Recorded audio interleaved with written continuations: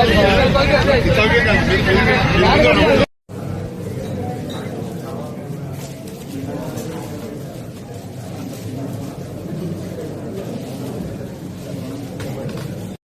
ఉద్యోగాలను తెచ్చినట్టు, లేని కంపెనీలను తెచ్చినట్టు ఎప్పటికప్పుడు సెల్ఫ్ డబ్బా కొట్టుకునే ఈ కూటమి ప్రభుత్వంలో ముఖ్య నాయకుడైన లోకేష్ గారు, ఆల్ శాఖ మంత్రి గారు తనదైన శాఖలో ఈరోజు అద్భుతమైన చేతివాటం చూపించడం జరిగింది.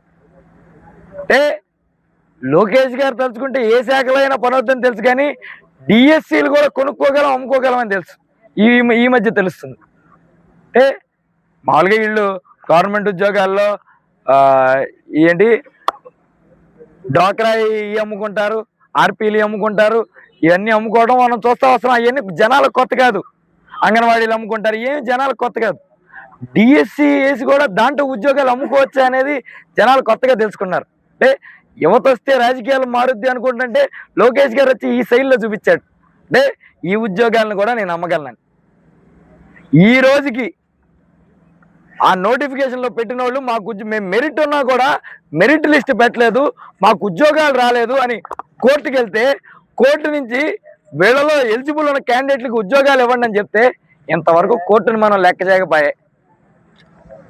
కనీసం మెరిట్ లిస్ట్ ఇది, మేము ఇట్లా ఇచ్చాం, ఈ బేసిస్ మీద ఇచ్చాం, వీళ్ళకి ఇచ్చాం, రిజర్వేషన్ ఫాలో అయ్యాం, స్పోర్ట్స్ కోటా ఫాలో అయ్యాం, ఎక్కడైనా లోకేష్ గారు ప్రెస్ మీట్ పెట్టాడా? అసలు పని పాట లేకుండా ఎవరైనా కొత్త కంపెనీ వచ్చి మీటింగ్ పెట్టి మైక్ ఇస్తే చాలు ఆన్లైన్లో గొడ్డలు అంటాం, ఆన్లైన్ ఎటకారం చేయడం. మన కోటి లేకపోతే ఆన్లైన్లో ఎటకారం చేస్తాం. లోకేష్ గారు ముందు మన శాఖలో ఆమ్యామ్యాలు తగ్గించి న్యాయంగా చేయమని అడుగుతున్నారు. కొత్త మాటలు చెప్తాం.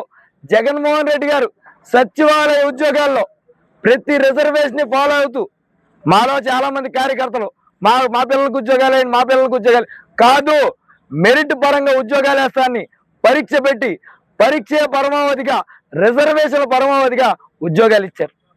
లక్షల ఉద్యోగాలు ఇచ్చారు. 1,45,000 చిల్లర ఉద్యోగాలు. మనం చూసే నేర్చుకోం, పెద్ద పెద్ద మాటలు మాడతాం.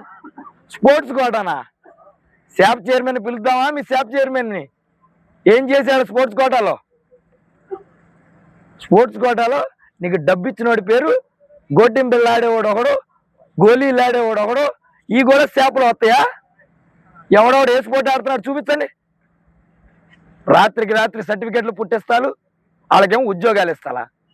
పేపర్ తయారు చేయడాలు, పేపర్ అమ్ముకోడాలా? ఏ రోజైనా మన రాష్ట్ర వ్యవస్థలో మీ నాన్నగారు కూడా పరిపాలించారు, అంటే ఆయన ఎప్పుడు ఉద్యోగాలు వేయలేదు, అది వేరే విషయం. ఇట్లాంటి ఇంత నీచంగా ఎప్పుడు దిగజారిన పరిస్థితులు లేవు.